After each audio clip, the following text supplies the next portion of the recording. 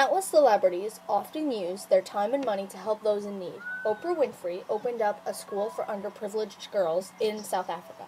Demi Lovato, this past year, spent her 21st birthday in Africa, volunteering and donating. One Direction, a British boy band, made a music video cover to One Way or Another to raise money for a British organization that gives money, food, and shelter to children and adults alike struggling in Africa. Demi Lovato was questioned on why she wanted to spend her 21st in Africa instead of out partying with her friends. She said, "I wanted a memorable and meaningful way to celebrate rather than throw a big birthday bash. I knew traveling and volunteering would give me the opportunity to have a life-changing experience I would never forget with the people closest to me."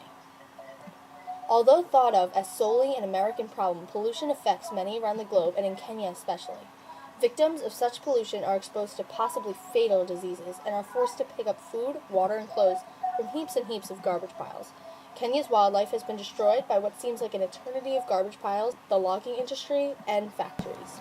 90% of Kenyans are facing poverty today. What do you think of when you think of Africa? Giraffes, elephants, trees, and forests as far as the eye can see.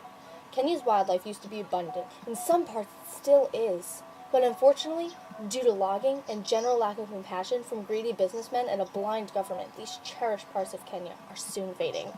But this environmental problem in Kenya, it is something that we have heard about time and time again, the terrible environmental epidemic that our nation and countless others are facing. It is something that we never hear the end of.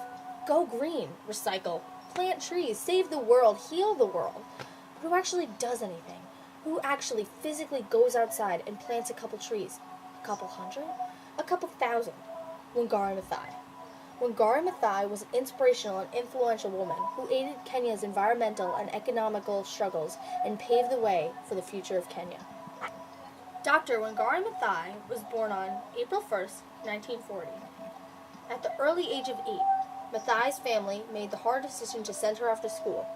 She started off at a local school, but then proved to be an extraordinary student and continued her schooling at the Loreto Girls High School. Maathai's tremendous grades won her a scholarship for college in the U.S. Maathai then went on to continue her education at Mount St. Scholastica in Kansas. It was here, in 1964, that she earned her bachelor's degree in biology. She then attended the University of Pittsburgh and acquired her master's in 1964. Maathai then later returned to Kenya and studied to become a vet at the University of Nairobi. Maathai earned her doctorate at the University of Nairobi and, in 1971, became the first woman in East Africa to do so. And in 1976, Maathai became the first woman to chair a university department. But Maathai yearned for more. She yearned to do more. For the average person, earning all those titles would be enough. But Maathai wasn't the average person. She wanted more. She wanted to end the devastation that logging and a clueless government were doing to Kenya's wildlife and the environment, which is why, in 1977, Wangari Maathai founded the Greenbelt movement. Women needed income, and they needed resources because theirs were being depleted, Maathai once said in an interview with People magazine. So we decided to solve both problems together. Maathai sought to end the environmental epidemic facing Kenya and to give women more opportunities to be successful. Maathai achieved both goals. The Greenbelt movement planted not hundreds or thousands, but 30 million trees across Kenya and provided new skills and opportunities to more than 30,000 women in Kenya. Maathai was recognized numerous times for her determined fight for humanity and a better environment. She has personally spoken to the United Nations and has successfully made an extremely huge impact on today's Kenya. Maathai and the Greenbelt movement have received a great deal of awards, most notably the Nobel Peace Prize in 2004.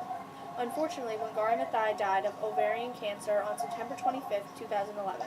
Wangari Maathai was an inspiration to all of Kenya to pick up the broken pieces and to fix Kenya once and for all. She broke the boundary between man and woman and left her mark on the world. Wangari Maathai was one of the most inspirational people to ever walk the earth, and she just might have left it a little cleaner.